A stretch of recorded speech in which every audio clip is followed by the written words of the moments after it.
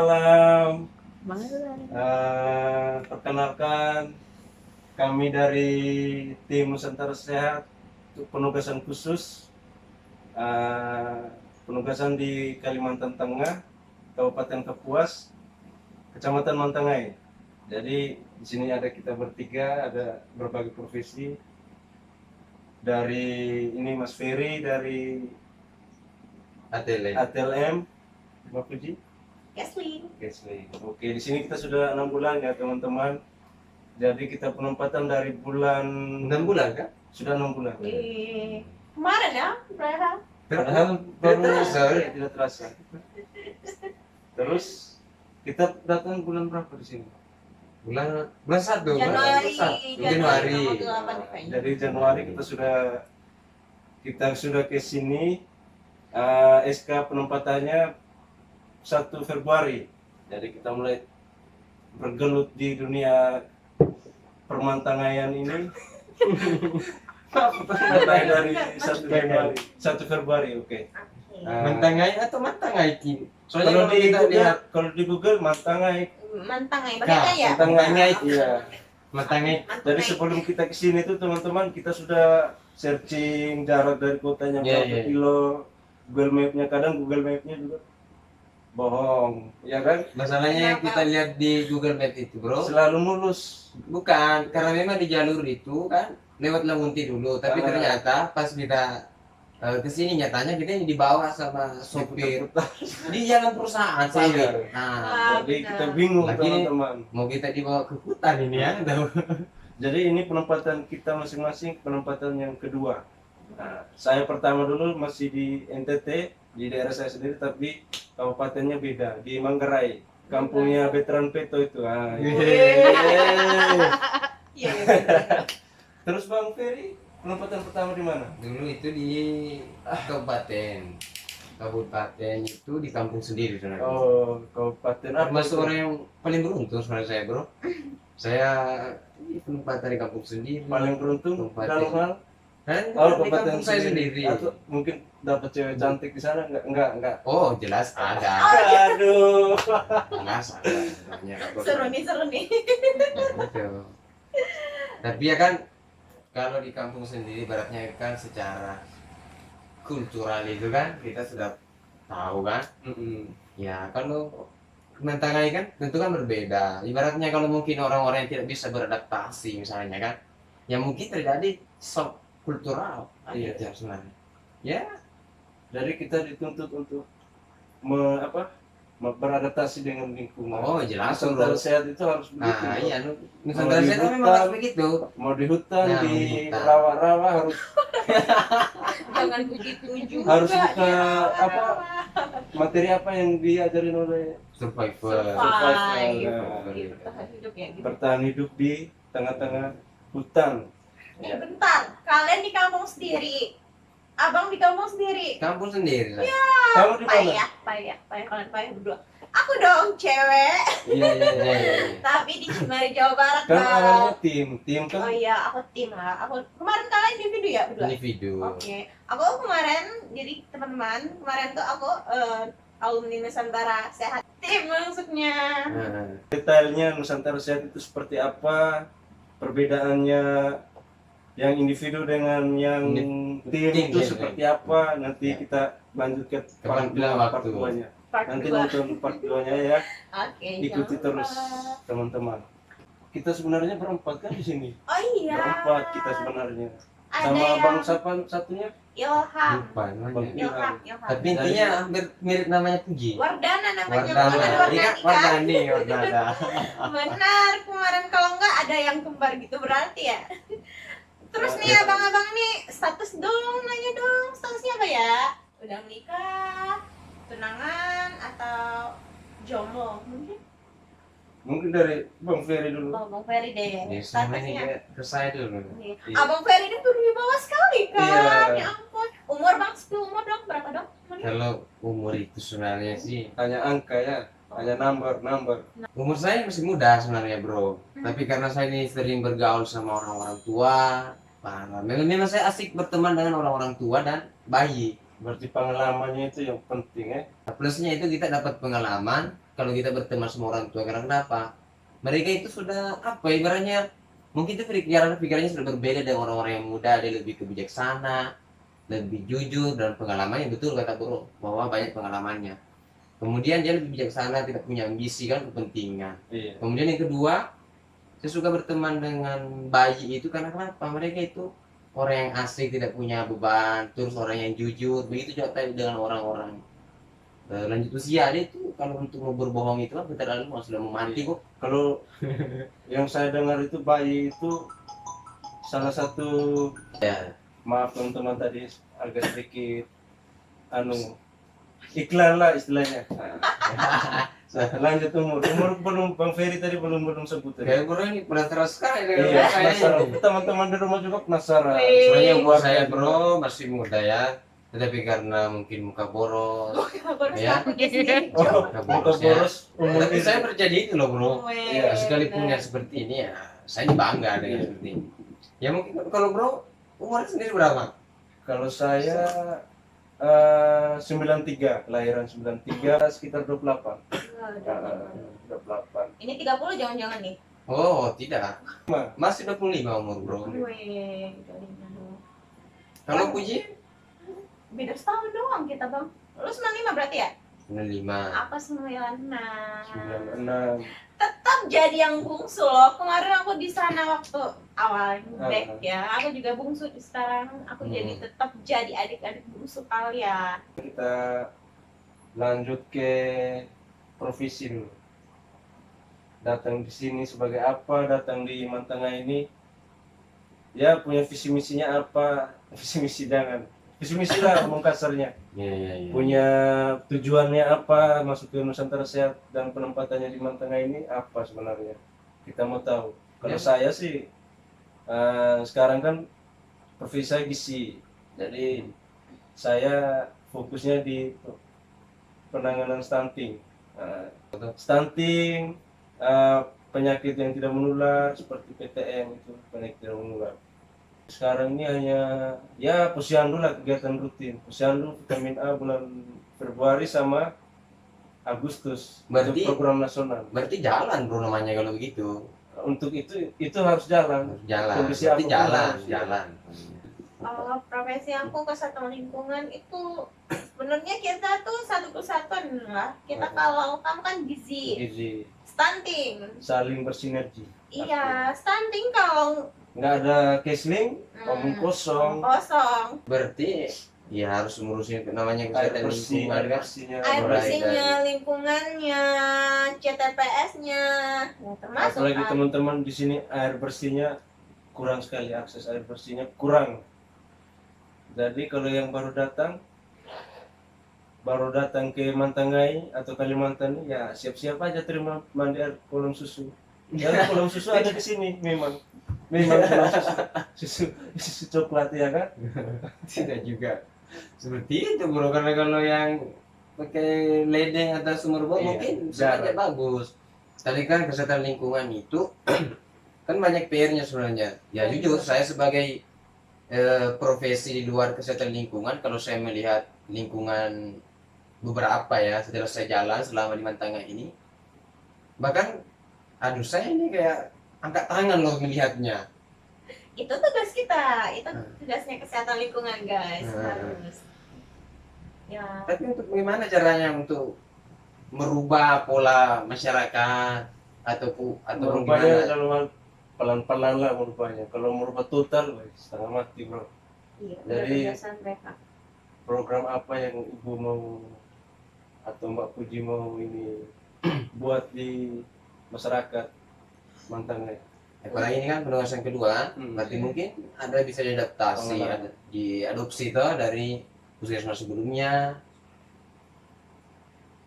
Terus Sebenarnya kalau untuk hal-hal yang sedemikian gitu kan, kalau air bersihnya, Nah, terus sampah. kebiasaan masyarakatnya, sampahnya yang di sungai kan bisa kita lihat.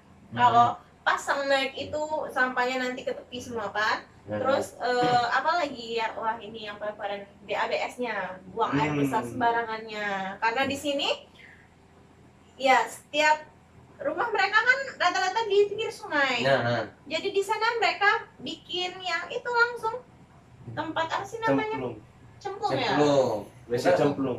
Ibaratnya berarti memang dia, kalau saya mati ini bukan lagi persoalan aib ya. Kalau misalnya kita ini belak-belakan seperti itu, bukan, memang pernah kalau saya menyaksikan, tapi mungkin teman-teman yang lain juga pasti pernah menyaksikan. Saya pernah loh, ketika saya jalan-jalan saya melihat, wah ini dia itu mandinya di situ. Ya benar. Terus saya lihat dia masuk di AB juga di situ, hanya dia membuat sekat-sekat itu. Iya benar. Terus juga dia cucinya di situ. Sikat gigi kan saya menyaksikan sendiri loh, langsung kayak apa ya, kayak apa ya, kultur saya shock gitu karena saya, Mungkin nah itu kan. kalau menurut saya kan mereka kan dari dulu kan apa maksudnya tinggal di pesisir sungai itu lebih pembawa rezeki. Mata pencaharian mereka itu di pesisir sungai. Terus jalur transportasinya mereka lebih gampang, itu aksesnya itu lewat sungai. Nah, zaman dulu, dari dulu mungkin terbawa sampai sekarang.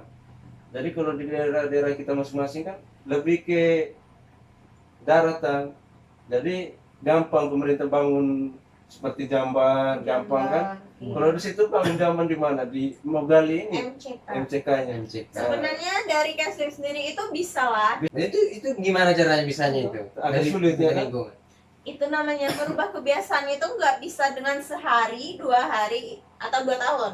Mereka Nah, minimalnya, kita kembali lagi, minimalnya untuk seseorang berubah itu 5 tahun. Jadi teman-teman ini, teman-teman NS ini kode khusus ini. Jadi NS itu tidak cukup 2 tahun. Nggak cukup 2 tahun lah.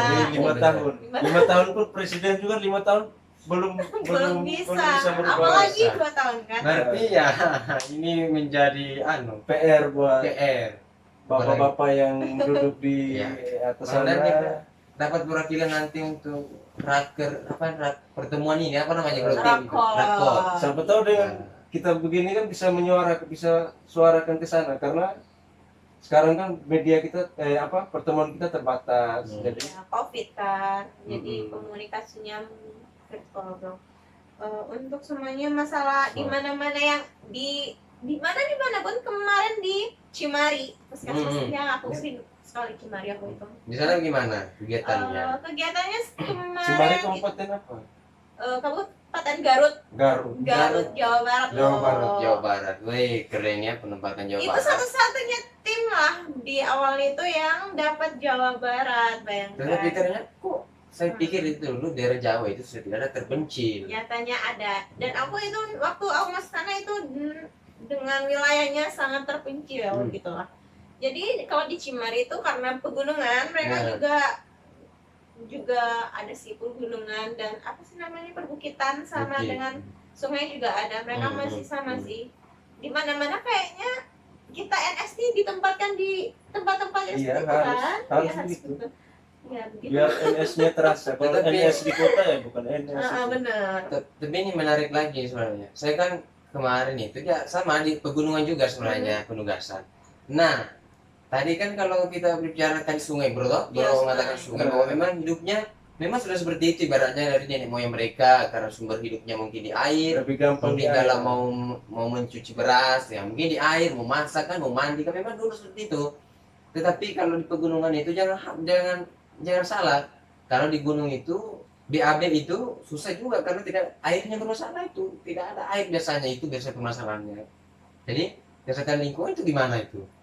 Ya bermasalah kan di lingkungan, banyak air bermasalah, nggak ada air bermasalah kan itu lingkungan. Jadi kalau di banyak sih itu kan macam-macam jambannya, yang sebenarnya kan banyak macamnya. Ada yang kalau yang kita biasa itu biasanya pakai leher angsa kan. Yang selanjutnya ada yang cemplung. Kalau cemplung tuh biasanya digunakan di daerah-daerah pinggir pantai, sungai yang ada airnya. Terus kalau yang cocok untuk pegunungan nih, namanya itu jamban plengseng. Jadi jamban itu dibuat menurut kemiringan bukit atau gunung tersebut. Kenapa? Ya kayak gitu. Jadi kan gunung itu kan kayak gini nah belereng kan ya. Jadi nggak bisa. Itu harus namanya itu ada yang namanya jamban plengseng. Jadi mungkin kayak gini kan, dibikin septic tanknya. Yang penting itu septic tank, karena septic tank nggak mungkin kan ini ada orang yang kalau di sungai biasanya rumahnya tepi sungai, Hmm. dia nggak punya septic tank, malah langsung dibuang ke apa namanya, ke sungainya. Itu namanya apa? Jadi itu maksudnya dia BAB-nya di rumah, ya benar di rumah, di dalam ketutup, tapi buangannya di mana? Berarti itu juga termasuk pencemaran sungai gitu lah. Kalau di gunung lagi permasalahannya air. Biasanya di gunung tuh kalau ya kembalilah materi waktu kuliah kan, itu dengan zaman ya kan, inget Iya, kan, iya, enak betul. ini. Jadi nginget kan, kalau di gunung itu biasanya pakai namanya jamban Klengseng, itu untuk menghemat air. Iya, iya. Jadi sebenarnya tugas kita kan sudah hanya memfasilitasi atau bukan memfasilitasi, Kita tidak. mengedukasi mereka. Edukasi, Jadi memberitahukan, mungkin bersosialisasi. keterlibatan lintas sektor di sini penting ya kan. Iya, benar. Dari Apapun itu, kita dinas harus sosial, menjelaskan PKH kan ada program itu jamban 1000 jamban. sendiri. Iya benar, ada benar. Terus dari dana desa. Jadi kita di sini harus saling bersinergi sama lintas sektor. Ya, kita kan harus kerja sama dengan lintas Kerjasama. sektornya. Berarti memang kuncinya di kerjasama. Kerja sama. Apapun Tidak itu. bisa berjalan sendiri-sendiri. Kalau di gizi sendiri bagaimana bro? Karena kan tentu gini ya, ini kan kesehatan lingkungan ini kan misalnya lingkungannya jorok misalkan, ya tentu kan ini ya gizi ini kan bisa, makanya kan ada tadi fokusnya ke stunting, ya jelaslah stunting bro. Kalau kita di laboratorium itu periksa itu ya kenapa bisa begitu kan cacing misalnya kan, ya kan? Nah itu kan betul itu. Nah, tadi itu juga tadi masalah persoalan limbahnya itu bisa tercemar sebenarnya, orang minum di sungai misalnya, ke sungai, atau misalnya tercemar dari di pegunungan, daerah pegunungan itu apalagi tropis itu ada masing-masing cacingnya, dan tentu itu kalau cacingan kan tentu kan mempengaruhi hambatan kan, itu hambatan untuk gizinya sebenarnya. Itu kan sebenarnya kita kan saling bersinergi kan. Ya oke, kembali lagi sinergi, gitu. Jadi ya. Kembali. gizi itu dia harus berjalan bersama petugas kesehatan lingkungan, bidan. Jadi di situ ada program kelas ibu hamil, kelas balita sehat, ada juga. Tergantung inovasi-inovasi dari setiap ahli gizinya. Jadi kalau saya di sini lebih ke ketahanan pangan juga sebenarnya. Ketahanan Kenapa pangan. rasanya memilih itu bro? Karena ya makanan, manusia kan butuh makan. Ya butuh makan, tapi itu kembali tadi kalau memang kesehatan lingkungannya tidak bagus berarti sekalipun dia makan 5 kali sehari bro, tapi kalau dia cacingan di dalam itu kan cacing itu mengambil itu zat-zat makanan di makan manusia. Faktor keduanya ketahanan pangan. Ketahanan pangan. Ketahanan pangan. Karena kesadaran masyarakatnya itu di sini teman-teman, di Mantangai sini kesadaran masyarakat untuk mengkonsumsi buah dan sayur itu sangat rendah. Jadi Ya bisa bro. karena lihat aja lingkungan nggak ada kebun. Tugas kesehatan lingkungan Ayo, juga ini untuk kenapa bagaimana itu? caranya menanam kan? Kebun itu sebenarnya kegiatan gizi juga, Gizi, seperti kan? ya gizi dinas pertanian, menerapkan pupuk, bibit, benih-benih itu, dan kesadaran kembali ke masyarakat sebenarnya. Kembali lagi ke masyarakat, biarpun kita omong 1000 kata pun pakai bahasa mutiara atau bahasa apapun, kalau masyarakatnya nggak tidak sadar bahwa itu penting, sama aja kosong. Jadi masyarakat sekarang kita harus mewujudkan masyarakat yang mandiri sebenarnya. Mandiri begitu.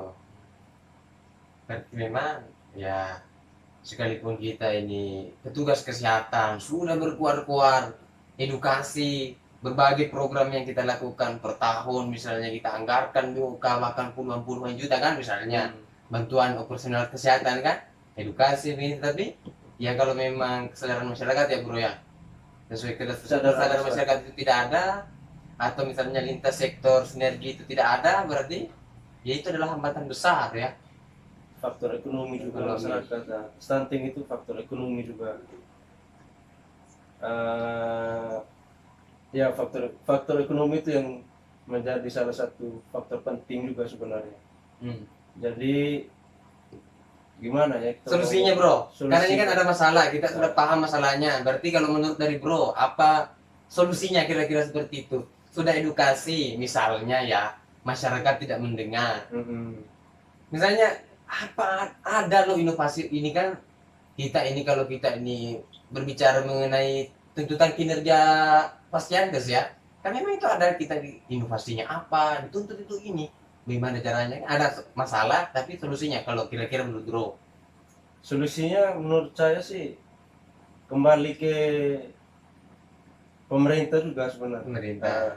Kalau masalah tentang perekonomian itu, ya dengan kepemilikan BPJS juga bisa membantu juga. Tapi kan kita tidak mengkritik salah satu instansi ya. Iya. Kadang ada yang nakal juga di situ sebenarnya. Iya. Kendalanya itu. Kendala juga ada yang nakal juga.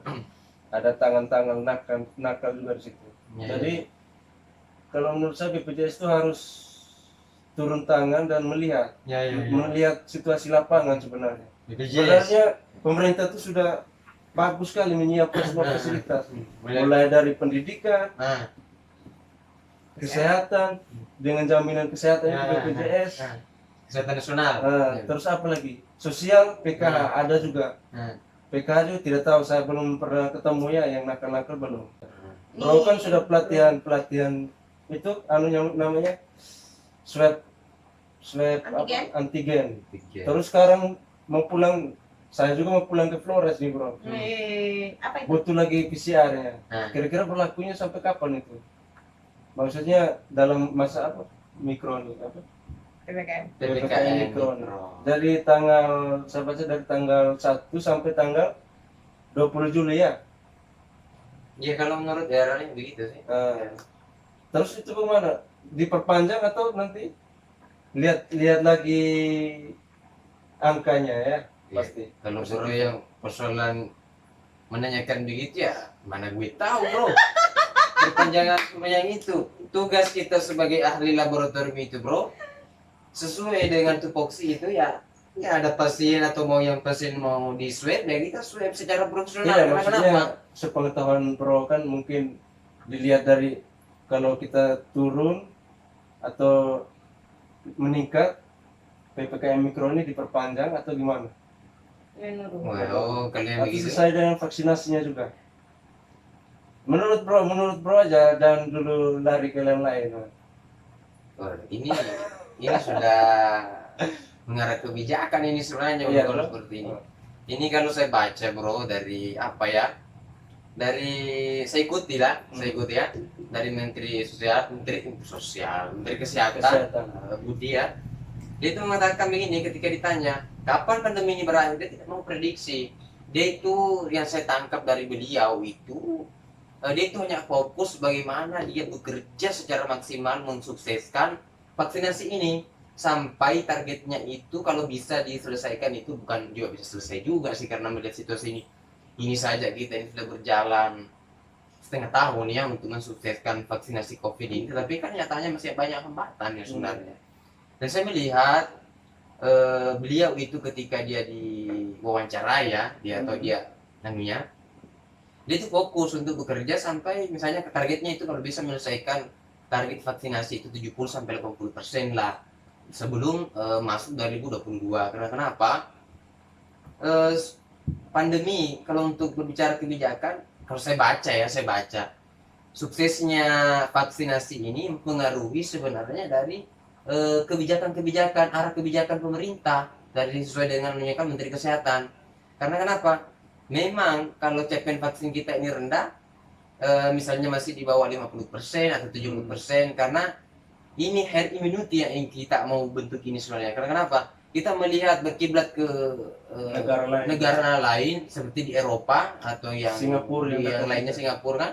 Nah, dia itu kenapa bisa kita menyaksikan Euro ini sudah buka masker, tetapi jangan salah, sebenarnya dia itu buka masker bukan berarti dia tidak memiliki aturan-aturan. Mungkin dia sudah masuk itu sudah di rapid antigen atau PCR, terus dia sudah divaksinasi, kan itu sebenarnya sebagai langkah-langkah taktis mereka, kebijakan-kebijakan setiap negara untuk melakukan itu. Dan kita itu berkiblat sebenarnya di situ sebenarnya bro.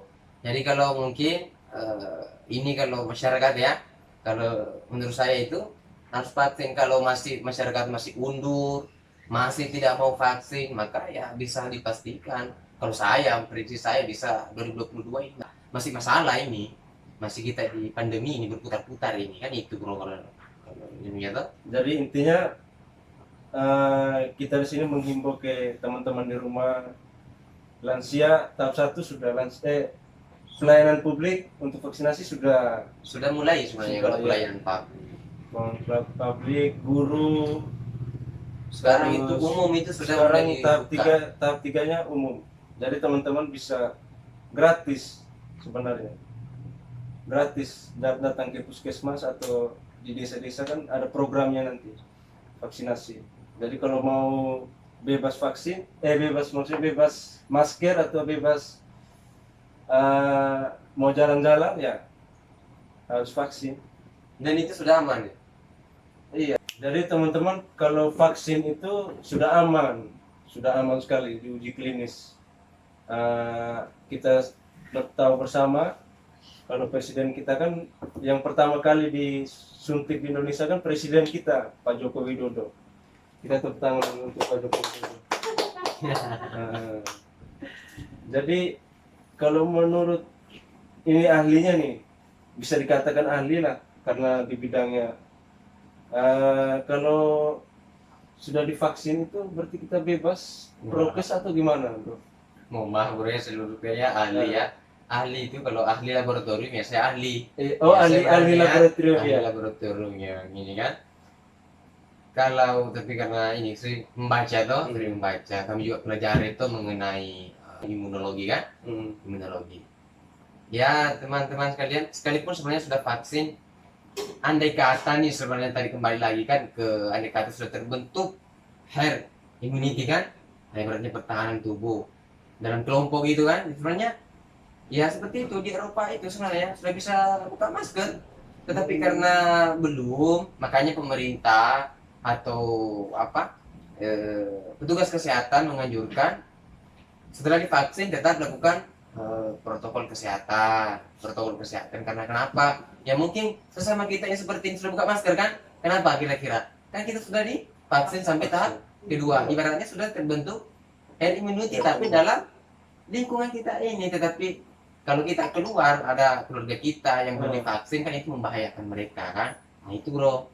Dan memang kita lihat kan lingkungan sekarang ini ya ini masih sekarang kita lihat perkembangan COVID ini terus meningkat. Perspektifnya dari lingkungan sendiri kan mengenai melihat perkembangan COVID yang semakin meningkat ini. Ya mungkin dari kesehatan lingkungan. Dari kita harus, intinya kita harus hidup bersih dan sehat, jaga jarak, cuci tangan, pakai sabun, jangan lupa hand sanitizer-nya kalau kemana-mana. Kalau malas cuci tangan, harus kamu sediakan hand sanitizer di tas, di kantong, pokoknya dimanapun kamu pergi kamu harus cuci tangan, itu penting, tangan. Terus apa lagi? Jadi gizi bro mengenai makanan Di Kalau pesan-pesan dari saya sih, virus corona ini sebenarnya membawa dampak positif juga buat kita semua ya kan. Yang pertama tentang kita menyadarkan kita untuk pola hidup bersih dan sehat. Jadi ya kita terimalah dan kita harus melawannya juga. sepakat itu bro, sepakat. Terus jaga makanan menu seimbang, olahraga seperti lari, renang, jaga imun dan iman. Harus bahagia ya. Bahagia, jangan stres. Kalau stresnya itu dengan baik ya. Virus corona ini sebenarnya bagus juga sebenarnya untuk kita, untuk menyadarkan kita semua umat manusia. Terus dari Bang Ferry sendiri, pesan-pesan untuk teman-teman di rumah gimana? Kalau saya sendiri ya, ini ibaratnya corona ini ya, kita ini sebenarnya tidak perlu panik, waspada. Harus waspada, itu penting sekali. Dan kalaupun ada ya gejala ataupun yang mengarah merasa tidak sehat, ya istirahat di rumah, melakukan pemeriksaan, silakan datang ke Pasienkes, fasilitas yang terdekat. yang siap melayani masyarakat kan itu. Posyandu intinya posyandu itu ada untuk masyarakat, nah itu untuk melayani kan intinya itu. Terus yang terakhir dari saya bro, untuk teman-teman di rumah tetap ikut anjuran pemerintah. Sebenarnya pemerintah itu dia melindungi semua masyarakatnya, walaupun hoax di mana-mana katanya bisnis atau apa, sebenarnya mereka juga capek sebenarnya, buang-buang waktu juga. Jadi hargai pemerintah kita, bapak-bapak kita yang di atas.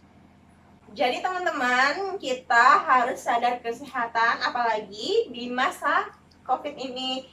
Ya, ayo kita vaksin teman-teman. Jangan lupa kalian ke puskesmas atau ke pos-pos vaksin terdekat di daerah kamu, di desa kamu. Jangan lupa kalian buat vaksin. Tua muda, ajak nenek kalian, ajak ibu kalian, ajak semua saudara-saudara kalian. Terus kita lupa satu bro, jangan lupa like, Comment and subscribe. Kita Wow. biar kita semangat buat video-video berikutnya. Oke, assalamualaikum warahmatullahi wabarakatuh. Assalamualaikum.